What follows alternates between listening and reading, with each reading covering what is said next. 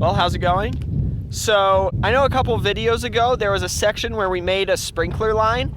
I wanted to slow that down a little bit and take a much more in-depth look at what we're doing. Right here we have 1/2-inch poly line that you can find at any Lowe's Depot. I think this 100-foot line was $9 and will last indefinitely. We've had one for 5 seasons now and it's still working just fine.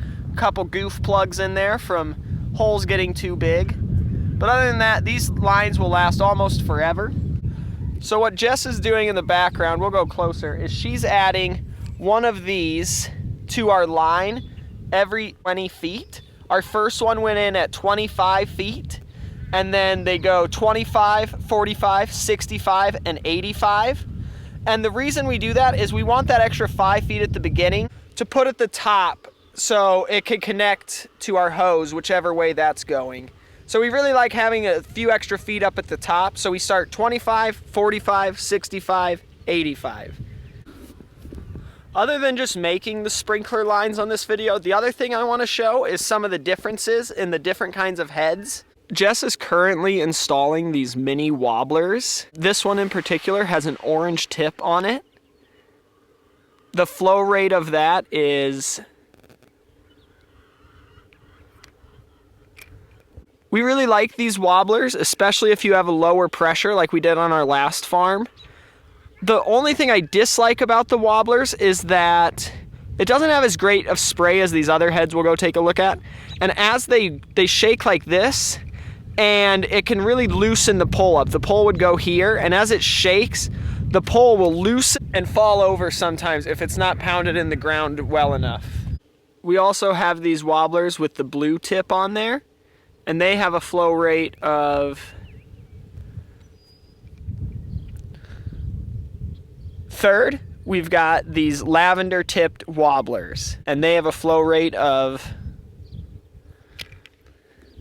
One thing that's important when sizing your system is when you look at the flow rate in gallons per minute, remember to times that by however many heads you're gonna have on a line.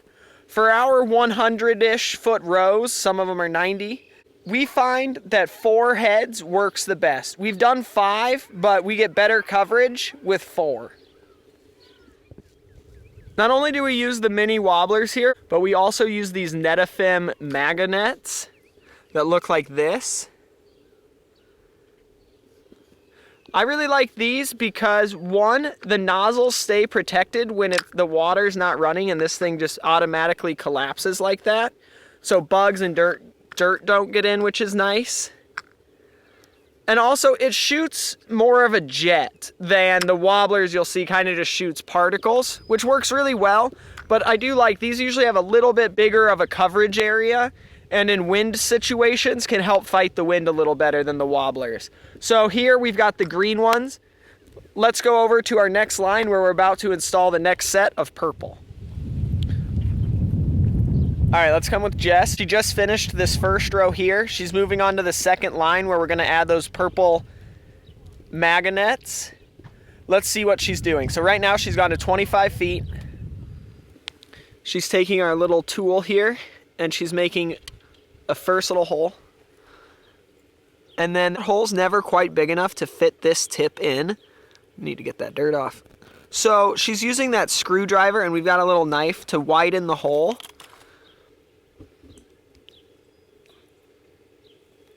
And then after, it does take a little bit of struggle, but that's good. That means it's a nice tight fit there. And it's going to take a fair amount of work. But if you could hear a little clicking noise, and that means that it went in and you're good to go. So if we give this a little pull, it's connected. So now this was at 25 feet. So now she's going to move down to 45, 65, and then 85. So these are the other meganets that we use. These are the purple tipped. Again, they do the same thing as the green where when the water flows, they pop up like this and spin around and then collapse when the water's not flowing. We really like that feature. And if you can read right there, these have a flow rate of 250 liters an hour, which comes out no thanks to Google at all, just off the top of my head, that's going to come out to 1.1 gallons per minute. These green meganets come out to 350 liters per hour, which is equivalent to about 1.5 gallons per minute. So like I was saying earlier, don't forget to times that number by 4 and make sure that you're getting that much water out of your system. So at 1.5 gallons per minute, we have 4 heads, so that's going to come out to 6 gallons a minute that I need to know I have. For our system, that's really easy. We did have a farm before this where running these green ones was a bit of a push. The purple worked fine, but the green, we just barely had enough water. We got exactly 6 gallons a minute. So if the people at that property were to take a shower, flush the toilet, wash their hands, any of that, we would lose the sprinklers. So we always did the purple. Out here, the green work, and they have a bigger coverage and put down more water. So we do like those. Now let's take a look at some of the other things we're gonna need for this system. The first thing you're gonna need is this pressure regulator. It's gonna bring your PSI to where the tips of the mini wobblers and the meganets won't be hurt. Our system naturally puts out about 60 PSI, so we're gonna use this to put that down to 30. The other thing you want to check on these is how many gallons per minute that it's putting out, and this is 7. The other thing that I like to have, it's not 100% necessary, is this backflow preventer. It makes sure that water can go from your well or from your hose into your sprinkler line, but not back into your hose. But if you were going to water uphill, let's say, you would want this so the water doesn't feed back into your hose. We still use it, just I think it's for a good measure. So the third thing you need to be able to do is to go from this here, so your garden hose will come in, screw into there, but then we need to make sure that this sitting here will be able to attach to our 1/2-inch tubing, and we're gonna do that with this piece here. So this is our third piece, and we're again just gonna screw it in, just like that. And now we have this. So then we go from our garden hose going in into our pressure regulator, our backflow preventer, and then our converter. The nice thing about this converter as well, let's undo it real quick, is that it has this screen. So it makes it really easy to make sure that no small particles go into your system. And that's really crucial. The tips that we're using on these Netafim and mini wobblers are really small, so we want to make sure that no dirt goes through that. And it makes a really easy place to disconnect and clean out the system. So right there, this is kind of your header piece. So now what we're gonna do is we're gonna take this line and we're gonna take our head unit and we're just gonna combine them. So the most important thing is this right here. We wanna screw the other way. So, oh, it already was, all the way down as far this way as possible. And I'll show you why in a second. So we're going to take these, pardon any grunting, and push them.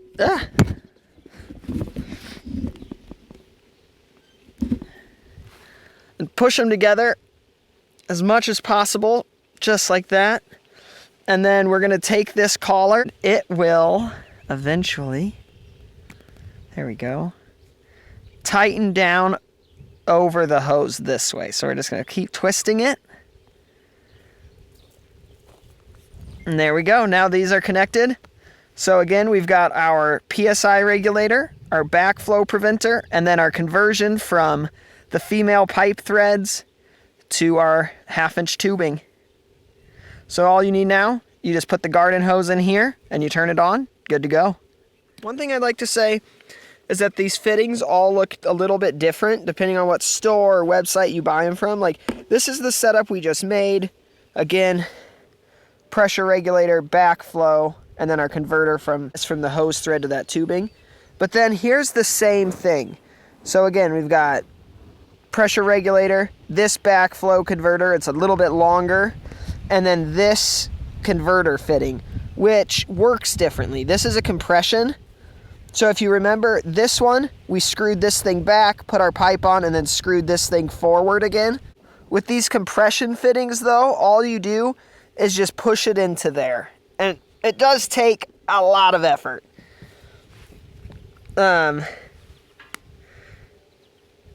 which is probably good. That means that it's not going to come off. So instead of having you watch me struggle with this, I'm going to struggle with it on my own, and I'll show you in a sec. All right, so about 10 seconds of struggling later, and we have our setup. And again, it's very strong. I personally probably prefer these compression fittings over these ones here.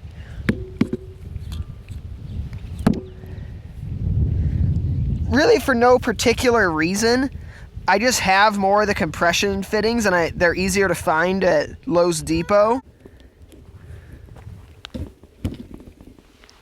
Well, there's only one loose end, and that's this loose end.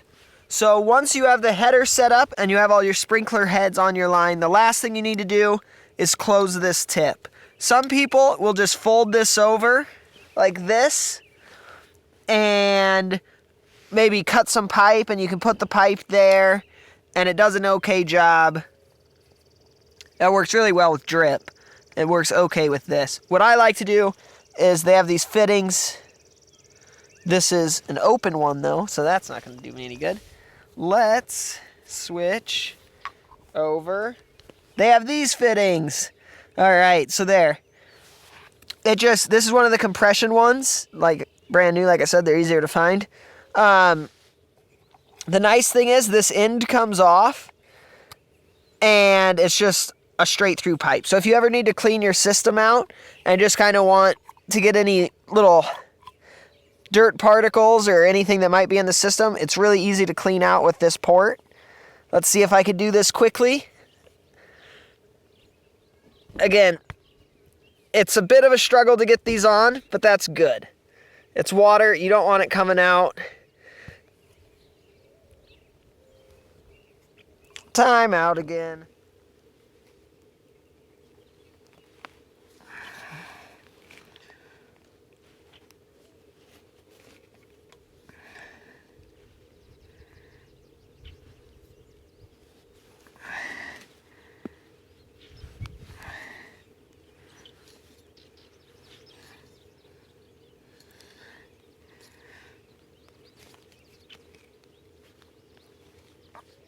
All right, there we go. Give it a couple more pushes. But I think we're good. Cool.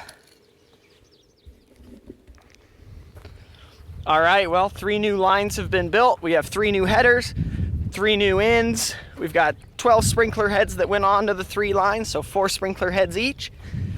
Now, let's see what they look like. Again, we've got those net effect, and we have the mini wobblers. So that's 2 kinds of sprinklers, and we have multiple heads for both of those. All right, well, let's go ahead and start with these green net FMs.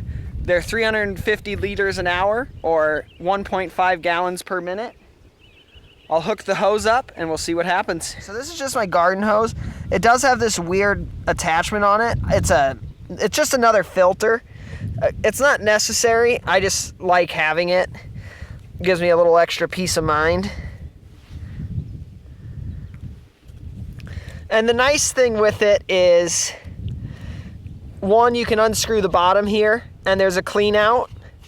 Doesn't matter, you've all seen that. But this whole thing, this whole canister will come off of here. And inside, you have this filter. And as you can see, it catches quite a bit of stuff. We're on a well, so it's a little different. Do you want to go ahead and turn it on?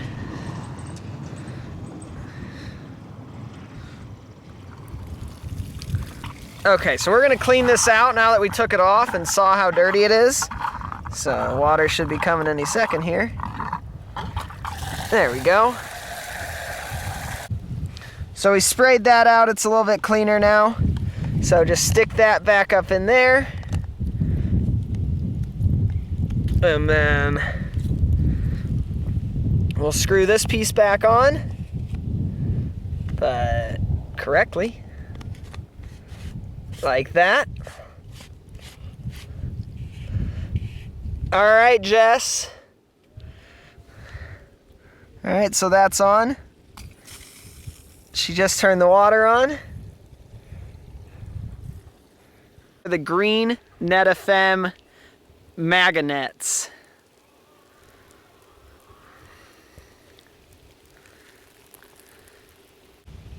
So if we come over to the side here, we're getting 1, 2, 3, 4-ish beds of coverage on either side. And I will say that the wind is blowing this way right now, so we'd probably get a little extra coverage, and we're probably getting 5 beds, 6 beds heading this way. So again, these are the green net FM. And then what's cool, I'm gonna kink the hose and you'll see how the tops of them go down when the water cuts. And that's really nice. That way little bugs don't crawl in there when it's summer and they're the only source of water. Bugs like to crawl and clog your nozzles. So I really like that these kind of hide themselves. Then they pop back up and they're off. Now, before we test out those purple wobblers, instead of just testing them on dry dirt, I do want to plant something today, so let's get it done real quick. We're going to plant some spinach, some arugula, and some spring mix using the Jang 5 planter. So we're going to plant that stuff real quick, and then we will continue with those sprinkler tests. So one thing I'd like to mention about where we're about to plant in these rows here. Last week, if you follow the channel, Ethan came through and tilled all of these rows. And we've been watering them and they've been rained on. So the weeds have about a week head start on us, which is great. So what we're gonna do, we're gonna plant in here, we're gonna water, and then in a couple days, we'll come through with the flame weeder and we should really be on top of our game then. That's a really good example of the stale seedbed technique. I'm excited that we finally did this well of a job at it. So like I said, we're gonna plant those and then we'll test those sprinklers. Example of what I'm talking about. So we're about to plant in this row. As you can see, it's semi-wet right now because it's been being watered. Here's a weed right there, and there's another one back in here. So they're already popping up, which means when I put my seeds under here without disrupting the soil and then flame weed the few that have already popped up, there shouldn't be any more weed seeds in that first ½ inch of soil to sprout, giving us a stale seed bed, meaning our plants will be the first and hopefully one of the only things that germinate. Now, honestly, we've been working at this for 2 years now, and we've never done a perfect job. This is probably one of the closest attempts we can have. It's not overly difficult as a concept, it's just hard to get all the timings right. So hopefully this will be the one that we do it on. It's been 2 years, a year and a half in the making. It's good stuff.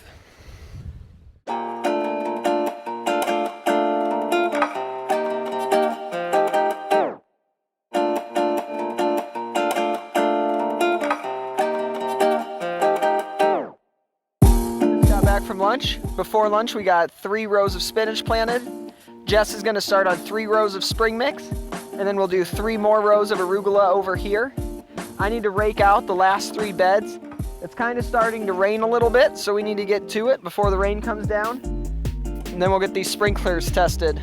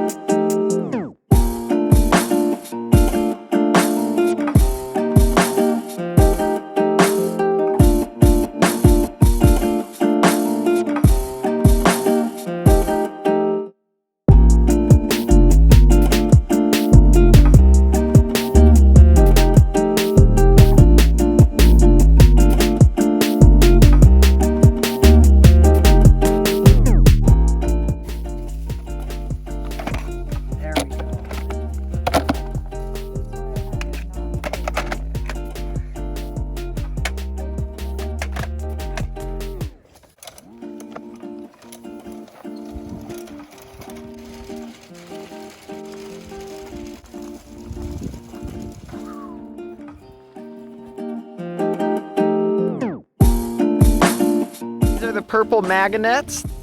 They're putting down 250 liters an hour, or 1.1 gallons per minute. And if we go to the side here, watch as it comes around. And from the side here, it looks like I'm getting watered on this bed, this pathway, and maybe a little bit of this. But we could say we're watering 3.5 beds really well, and another little bit here not so well. So again, these are putting down less than the green sprinklers. It looks like they're shooting about as far of a pattern. But again, when we tested the greens, we had quite a bit of wind coming this way. So these are the purple meganets. All right, so I'm gonna go shut the hose off. I'm gonna switch out the heads on this, and we'll start testing the lavender wobblers. All right, well, we switched over to those lavender wobblers. And as you can see, they have a much different pattern than the meganets. Instead of a stream, these they just spin and kind of shake back and forth. It makes a really nice water droplet size and a very even spread. I'm a big fan of the wobblers. I know a lot of people are switching over to the meganets, which I guess we are kind of too, but I do love these. We're barely touching this fourth bed. We're getting these three really well and really fast, so that's a good sign. But yeah, we're only getting 3 beds instead of 4. So I'm gonna go ahead, I'm gonna shut these off, and let's switch to the blue tips. Okay, so we've got the blue tipped wobblers on there now. And I think I probably have too much PSI going through. I probably need more like 20 PSI instead of 30. The reason I say that is we're not getting a very good droplet size here. It's more of like a fine mist. So to me that says we're putting too much pressure and it's misting it more than it is turning it into nice little droplets for us. I'm hitting 2.5 beds maybe. It's definitely not as far as the purple were. Ooh, right in the eye on that shot. But they're working. Here, I did leave one of the purple heads on at the end here. I put 3 blue and 1 purple. And you can really see the difference. See the purple, how it's throwing out a much stronger spray. We're getting a further coverage versus this right here. It's a much smaller droplet size. And if you're wondering why that matters,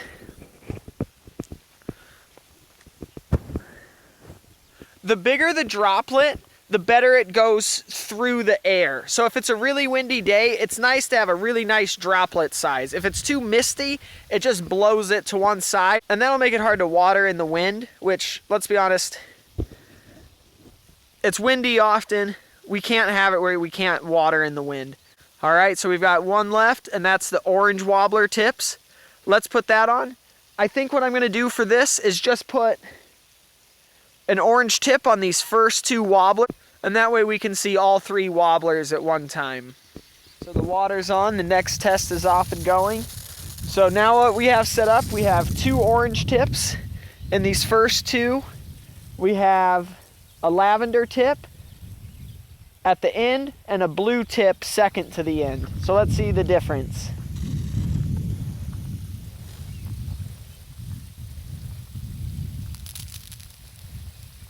All right, so now that I'm sitting here watching, it looks like I'm getting 4.5.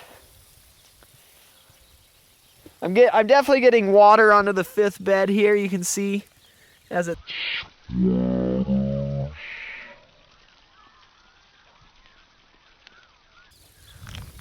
So we went from 2.5, 3 beds to 4 beds. This orange here, we're getting about 5, 4.5. Another orange one, same thing. See the difference? That's the orange. That's the light blue. And that lavender, I mean, this thing, that's putting out a lot of water. So just based on looks, I would say least amount of water is the light blue. Coming in second is this orange. Man, that throws it a long ways though. It's getting me right now. And then that looks like it's putting out the most water. And based on what I'm seeing on the ground, I would say this is putting out the most water. I'm excited to go inside and actually look it up for you guys, find out for myself again. But that seems to be putting down a lot of water in comparison to the others.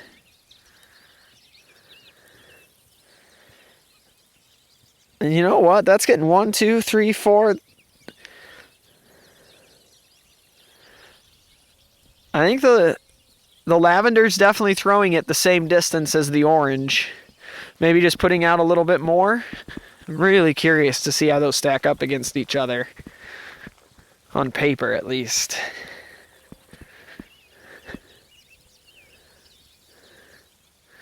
All right, well, there you have it. Well, I'm really happy with what we got done today. We got 14 beds planted. We got 3 new sprinkler systems made.